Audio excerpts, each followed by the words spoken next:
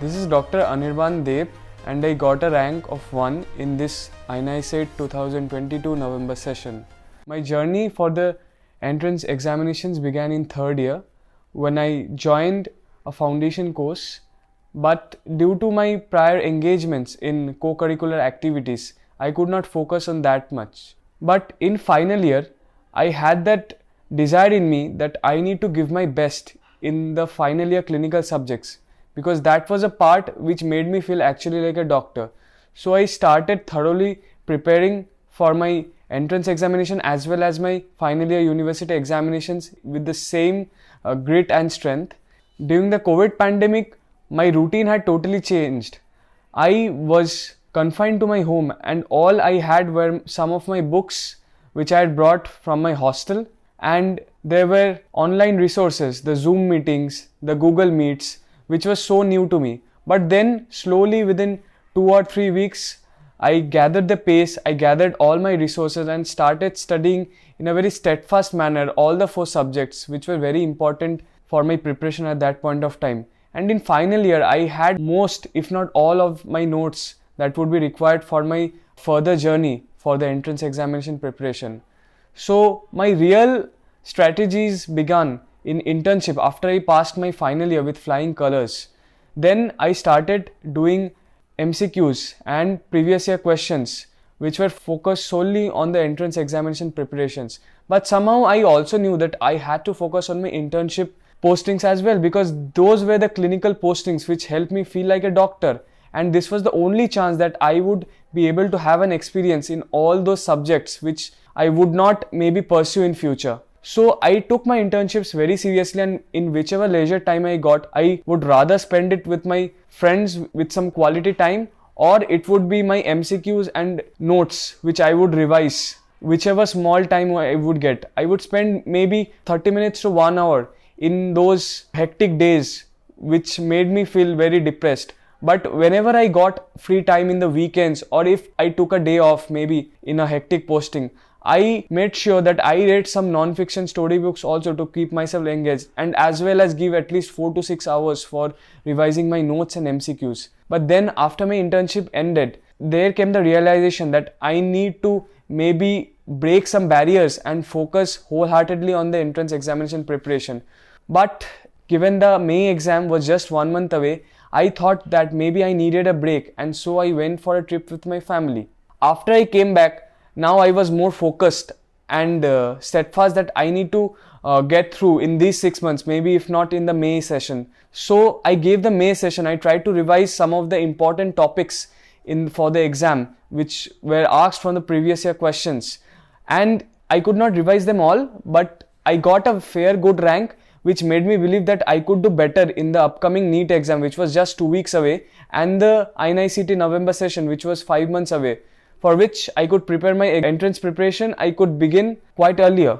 So I had this 5 months of time with me. After the NEET exam happened, I gathered all my resources from different areas, and then and there began my preparation 5 months ago. So I focused on my pre and paraclinical subjects at first. I first completed anatomy, physiology and biochemistry within a span of 2.5 months. And it definitely did take me time. At times I did feel disheartened, but I had gathered a pace in which I knew I could complete the syllabus in my own pace. Because my second year subjects were quite strong, so I definitely could finish all the 4 subjects within a span of 2 months. But then came a phase of a bit lag and sturdiness, where I felt that maybe I need to slow down, because there was the NEET counseling.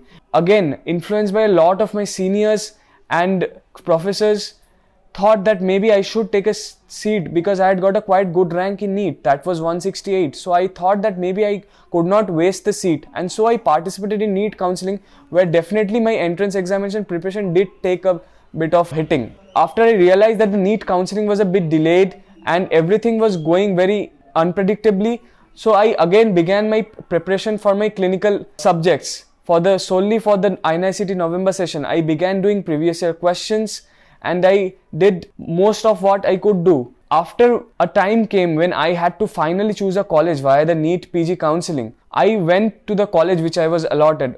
But somehow I felt that it was not my calling, it was not my destiny to pursue the course in that college, and so took a very hard decision to leave everything and focus, because only 1 month was left. And in this 1 month, this was the time where I pushed all my limits. That is what I feel right now. I studied for 13 to 16 hours each day. My day would begin with 6 to 7 hours of sleep, and after waking up, I relaxed a bit and then started my wholehearted preparation throughout the whole day. I barely gave time to eating for just 5 to 10 minutes, both in lunch and dinner. And then whenever I used to feel that I need to give myself some break, I revised those MCQs, which I would lie down and take my notes or revise them. Even in those leisure times, I would think of how to crack this exam and nothing else. So in this 21 days to 30 days, I realized that what a human being is capable of and how he can strategize his energy towards one particular goal. So yes, that was my journey in these 6 months, but slowly increasing pace. Then rapid surge in pace happened in this 1 month, where I had nothing in my mind except for cracking this exam. How did the video lectures in DocTutorials app help in your preparation? The video lectures in DocTutorials definitely did help me in some of the subjects which I felt very daunting, especially the clinical subjects of pediatrics and surgery, and the general pathology and hematology in the whole subject of pathology, which I revised from DocTutorials, and I had made extensive notes from those parts. So for me, Dr. Sandeep Sharma's lectures in pediatrics were the game changer for me in that subject, and it had definitely rekindled my interest in pediatric medicine as well. But definitely coming to one point, that his notes did again help me, not just from a clinical point of view, but also from an entrance examination point of view. All those updates and new drugs were included in his videos, and I did not have that fear of missing out after reading his notes, because it definitely did provide you with that satiety that do not need to go to another source to read that subject. So yes, definitely sir's neonatology notes and general pediatric notes, I revised them within 2 to 3 hours before the exam, and I was so satisfied that I could complete general pediatrics and neonatology, which I feared also in my final year examinations. And in the subject of surgery, Dr. Rajamahendran sir's notes had helped me in final year university exams also, and his urology and gastrointestinal surgery notes are the best 2 days before the exam, and I definitely scored most of the MCQs which had come from gastrointestinal surgery, and urology was a subject where I was weak at, and out of those 3 questions I think that were asked in the exam, I got 2 of them right, and in that one question I got wrong, and actually I had left that question. I had not read that topic and I was so regretting. So definitely these 2 subjects were the ones which provided me with an edge, because I had notes from DocTutorials. And in pathology, I would like to emphasize that Vandana Puri ma'am discusses his general pathology notes solely from Robin's 10th edition, and it is so important that you need to know a general pathology, because the questions in INI CET, 75% of them come from general pathology, and ma'am does not miss any concept that is there in Robin's 10th edition or whichever editions which will come across. And in hematology, I would like to emphasize on the blood transfusion and coagulation videos which ma'am has brilliantly discussed. And in the leukemia part, then again comes the approach of all those CD markers that are very important, and ma'am has again described that in a very crisp manner, and it need not be extensive because there is so much information, but there are certain CD markers which you cannot miss, like that of acute myeloid leukemia, that of chronic lymphocytic leukemia, or that of multiple myeloma, or that of mantle cell lymphoma. These are certain leukemias and lymphomas you cannot miss, and ma'am has made it very easy for us to remember those facts. So yes, in this manner the DocTutorials lecture helped me in these few subjects and strengthened my preparation. How do you rate the quality of questions in the Q bank of DocTutorials? I would rate it in a mixed manner. Some subjects were focused on a very neat pattern, kind of one-liners and short clinical vignettes, but also in certain subjects like medicine, pediatrics and surgery, which had a very good mix of questions, and the explanations given were very good. They had all standard textbook references and standard journal references for each and every answer, and I like that so much that I used to read those explanations and gain more knowledge rather than just doing the multiple choice questions first.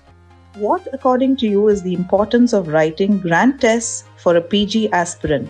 You need to start writing your grant test as early as possible, maybe from the end of final year, but I would not recommend people to start giving grant tests before final year, because final year is a arena where you need to focus on your clinical subjects, and after you are done with your clinical subjects, you get that confidence and boost that you can start giving your grant test more confidently, and maybe you can make most out of the grant test if you revise your mistakes, because you have come across these 19 subjects some point of your time in your MBBS. For those people who are starting fresh just after your internship or maybe during your internship, please start giving your grant tests every 2 weeks at least, and maybe in the last 3 to 4 months before the exams, give a grant test every week, I would recommend.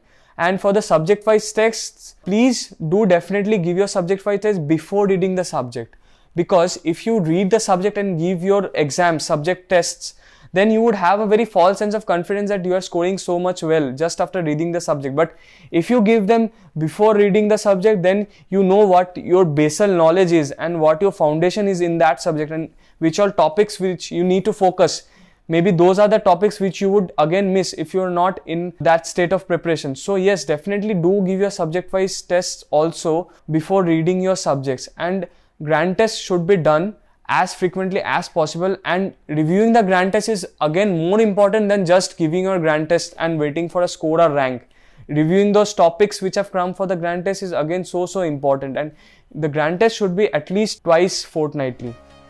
You are a quizzing champion. How did quizzes motivate you? Quizzes definitely did motivate me from my first year of MBBS. That was a co-curricular activity I considered, because academics is a part where you can get a bit stressed out, but these quizzes definitely did provide you with that adrenaline rush and that need to learn more, so that if you lose one quiz, then it gives you that underdog feeling that you need to read more and maybe win the quiz again. And definitely your preparation might not be enough. Definitely somewhere luck also comes to favor you, and that is where luck favors the brave. So you need to focus more on your preparation rather than just on the quizzing part, and it is a platform for interactive learning. You learn from a lot of other people, and you get to interact with a lot other people across different state colleges. What are the 3 mistakes students, doctors should avoid while preparing for the PG entrance examinations? There are maybe a few mistakes that maybe I will like to highlight. I was a person who used to believe that you have to get the best out of all resources, and so I gathered different resources from different platforms. So maybe you need to stop having that fear of missing out on many different sources. You need to focus on a single set of notes that you are having and a single set of trusted books which are having to focus on the entrance examination preparation. Definitely you can do multiple choice questions from different platforms, but definitely you need to have a focus on what revision notes you need to make, because those are the few books and copies that will help you in the last 7 days when your anxiety will be at its peak. So that is one area which I would like future aspirants to focus. You have to make your own crisp set of notes. It may be detailed, but it should be enough for you. It should be suited to you so that you don't get messed up in the end. So a second mistake is I would like to focus is that the over usage of social media, for relying too much on the platforms for interacting with faculties of various institutions and the doctors which we would like to follow for an entrance examination preparation. So limit your usage of social media, have more clarity and have more faith on the notes which you're having rather than on the updates, because the recent updates which are coming will be mostly covered in whichever notes you're coming across by different faculties over social media. But you also tend to get distracted on social media much more than having focus on academics in this area.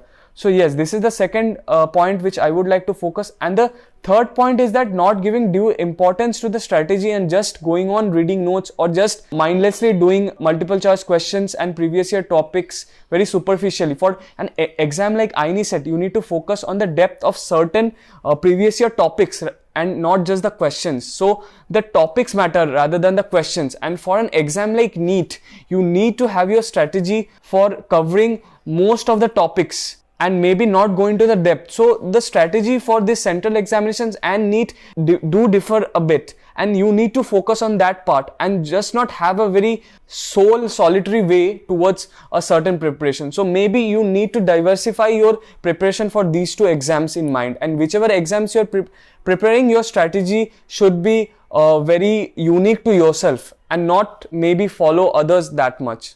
So that's the 3 mistakes I would advise the future aspirants to keep in mind. Lastly, the importance of revision and the mode of revision. How the revision should be done after the first reading is over. Yes, there comes the importance of starting early. I started some subjects early in my 3rd year, so that was my kind of first revision. And if you read your notes, whatever notes you're following for your final year exams or your 3rd year exams, then again it becomes a first and second reading. So you're very well versed with all those topics which are very important, not just from an entrance point of view, but also from a clinical point of view. Those are the topics which constitute your first reading. And now comes the 6 months to 1 year of preparation. You need to focus on a descending order of time in which you will be completing your revision. Maybe suppose you take 2 months to revise for your first revision, then you will take 1 month in your second revision, and then you will take 15 days for your first revision. You need to strategize your topics in that manner. There are certain subjects where you might not give that much time to, but it might be very important from a clinical point of view. These are the subjects of medicine and pediatrics which take a bulk of our time, and students tend to focus more on these and lose time on the pre and paraclinical subjects which actually matter. And actually many students are weak at these subjects because these are the first 2 years when we spend time in accommodating with the new life of MBBS.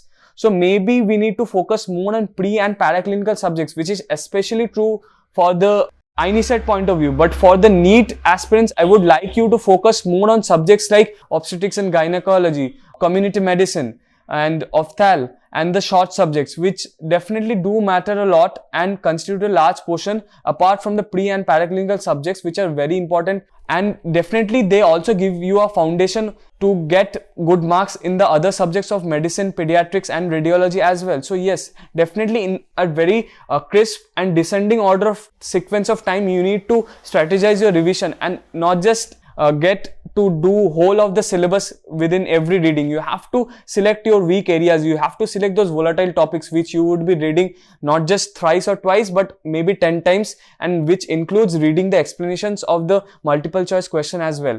And for the last 1 month, I would like to focus that you have to cover the whole of the syllabus. Your preparation should be in such a manner that you cover those set of notes and previous year questions in a span of 1 month of time. And in the last 7 days, you should be in a state, if you are in a state that you cover maybe half of the syllabus, then you are a state, you would get your desired college and desired branch. But for those people who are not in that state and those who have very little time in the last 1 week, I would prefer you complete those subjects which cover a lot of topics in the exam. Like for example, in INI CET, these are subjects like biochemistry, microbiology, pathology or pharmacology. Maybe these 4 subjects you would like to cover them just before the exams. And for an exam like NEET, it would be subjects like obstetrics and gynecology, community medicine and pharmacology, which you would like to complete them just before the NEET exam rolls out. So yes, this is the kind of revision strategy that I followed, that anyone else would also like to follow, just focusing on the weaknesses and volatile subjects as much as their strength in that last 1 week, and maintaining your calm in that last 1 week is the utmost important thing that matters in this phase. That is all about revision that I would like to tell. How did you balance the entrance exam preparation with your college studies and clinical postings? The fact that made my journey in this exam special was my due importance to the clinical postings and internship duties, which I had to give more importance to rather than my entrance examination preparation. I did definitely have in mind to be a good clinician first rather than an entrance examination aspirant, and in that way I completed my internship duties and my clinical postings first, and then in whichever free time I would get, I would rather channelize my time in gathering all those resources which were suited to me and read the most out of it to get the best possible knowledge out of the subjects. So in that manner I balanced my time more towards giving due importance to the clinical postings, knowing from the patients, and have an interactive learning rather than just bookish learning. And for entrance examination point of view, I did definitely keep in mind that in whichever leisure time I got, I definitely did those MCQs and previous year questions first rather than just going back to the books and studying in a very boring manner. So that would make my learning more interactive, more oriented towards patient-oriented services, and definitely discussing the cases with my colleagues, with my seniors and my friends definitely did help me in strengthening the knowledge which I already had, definitely did provide me a foundation that helped in my entrance examination preparation, and I could get done with the preparation in such a short span of few months. So this was my approach. You can curb all stresses of the world with that one bat in hand if you are a fanatic like me. This is the tagline in your Facebook profile photo with you holding a cricket bat. Is cricket your favorite sport? Why? Any favorite sports person? Yes, cricket is my favorite sport and is my go-to place when I feel myself overwhelmed. Even in this last 21 days, the T20 World Cup was one thing which I was looking forward to, and I definitely did spend some of my precious hours watching the T20, and it was definitely a heartbreak for me. Just 3 days before the exams when India was kicked out of the semi-finals. So yes, I have been playing cricket since I was of the age 5, and I have been continuing that henceforth till my college days, and definitely now I have not been in touch with cricket that much, but definitely I am an avid follower of cricket and all its updates. So yes, I am a kind of fanatic in cricket.